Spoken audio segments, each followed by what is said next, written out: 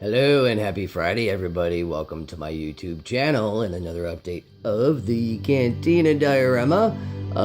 Just gonna do things a little bit differently. I'm going to do a tutorial, guys, on how I do the texture on the walls. I would say 2/3 of the time I get asked that, and it's kind of hard to explain sometimes, so I thought I'd maybe do a little video.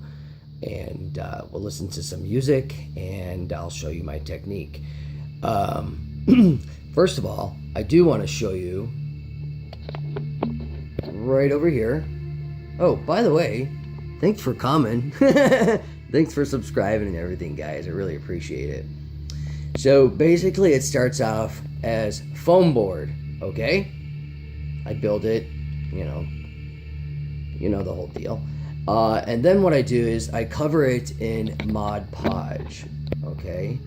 The Mod Podge is covered on the outside. I apply it with a broad brush, apply it all on the outside to give it a nice seal. That will help prevent any buckling as well, okay? So after I apply it, which I will get to, I got a piece right here waiting for you guys. And then I'm going to show you what I'm doing, okay? Alright. I hope I keep this in focus. So here's the texture right here. This is one I did earlier on this side. I do have the other side to do still, but I have to do it in stages so I'm not messing around with it. Okay? What I'm using is Alex Fast Dry Caulk. Alright? It'll roughly cost you about $2.30 a tube, so beware and make sure you budget for it if you plan on doing this route. So anyways, that's the brush I'm using, okay. Also, I'm using Scotch Brite sponges. Well, here we go. Sorry guys, Coco, quiet. Alright. So anyhow, sorry. So the sponges here, I like because they're two-sided. This has a more rough texture. The inside has a texture that can be, that's going to be your main texturizing side. No need to make them in different shapes. Just keep them like that. You can cut them into different shapes. They're moist, so that's important. Let's see here. I forgot what I was going to say, guys. I'm sorry, I'm distracted. Oh, and then what it's going to look like after we're done and after it's painted and everything should look like that. I did post pictures on my Facebook of it and kind of like staged it a little bit with Mayo here, so I hope you guys check those out and follow me on there. So yeah, I'm doing the detailing. I got some graying going on and some just wear and tear and I have to do that with all the pieces with the diorama, so that's going to take me some time, of course, but I wanted to show you what I've got done so far with that. But moving on, let me go ahead and let's get started with the applying the caulk here, guys.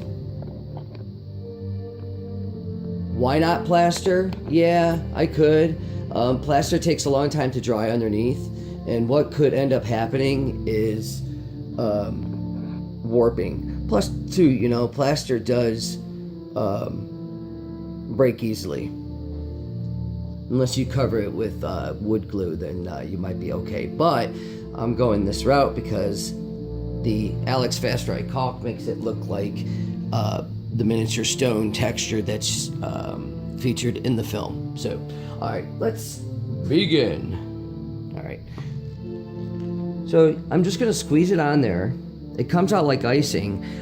It dries probably like every 2 minutes. And what I mean by that, if I left this on for 2 minutes and went back and smeared it, I would have these lines. So that's beneficial because when I texturize it, I'm going to texturize it in stages, but I need to spread it on like I'm spreading a cake.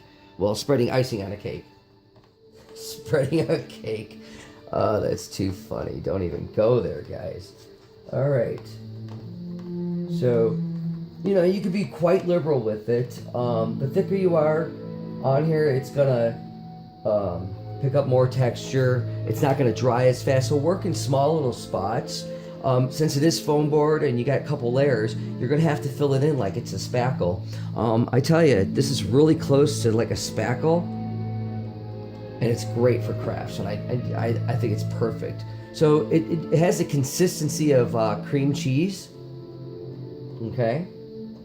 So I'm just going to get it in there, get some nice smooth textures going on here. Make sure it's all covered in this area. Okay. Any edges like this I could fill in, you know, like in stages. I could put a little bit more right there, kind of like give it a light rub, kind of like disappears a little bit. You know, if you have little kind of like little mounds and stuff and you're not perfect with your brush lines, don't worry about it, okay? Because you're gonna make those go away. I get the edges of the foam too because I want those to be nice and sturdy as well. But I will rub my finger down on them to make them smooth, to make sure that the joints meet up really good and tight, okay? So I hope you guys can see that. I hope it didn't come out of focus while I was doing that. So depending on your area and depending on like how everything is laid, you know, you might run into different you know, nooks and crannies you got to get through. You know, like here on the outside, the beams that I have, I'll use like a smaller sponge like this to texturize it, you know. And you can cut your size, you know, like this one I used for painting the arch right over there. So I hope you guys like that. I'm really impressed with that. I can't stop looking at it. Anyhow, moving along. All right. Hope you guys are still with me. So I have to texturize it. Like I said, you know, it's gonna dry, right? So my sponge is damp. What I'll do is just start sponging on. You won't be able to see the texture yet.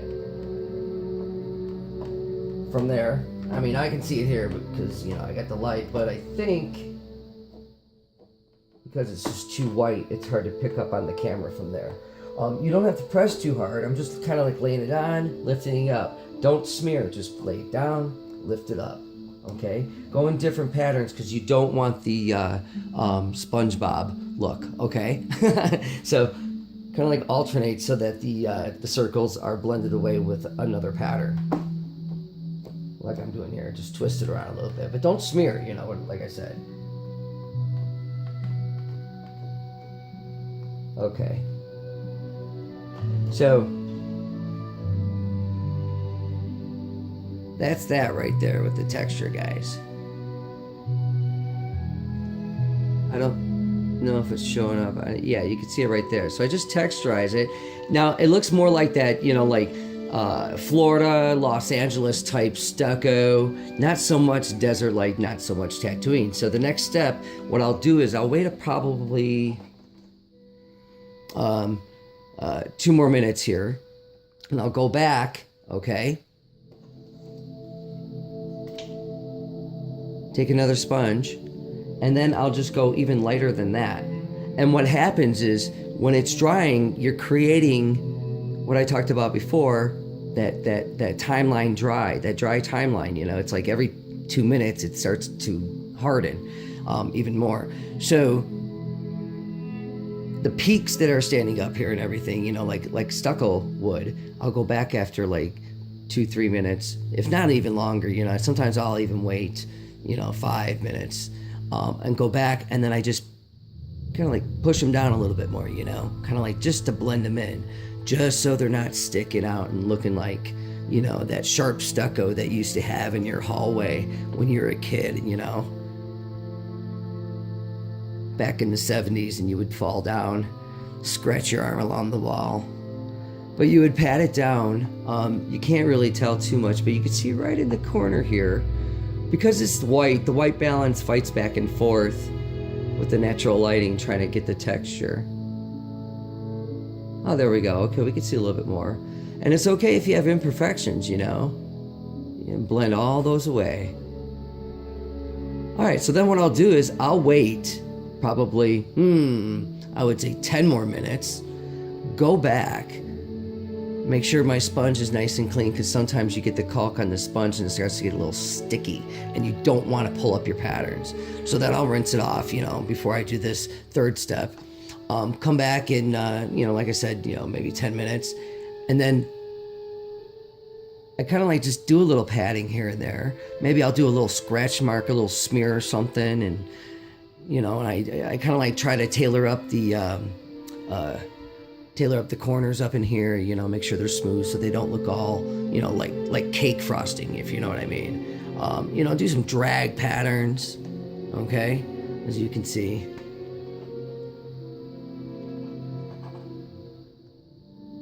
Oh, there we go. That's much better. See, this stuff dries pretty quick, guys. And that's the kind of pattern I get. I hope I'm being as clear as possible. I mean, if you have any questions, please drop me a comment. I will definitely get back to you as fast as I can.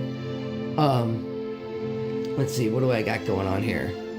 So I'll let that dry. I could let it dry probably hour and a half, 2 hours, and it's ready for paint.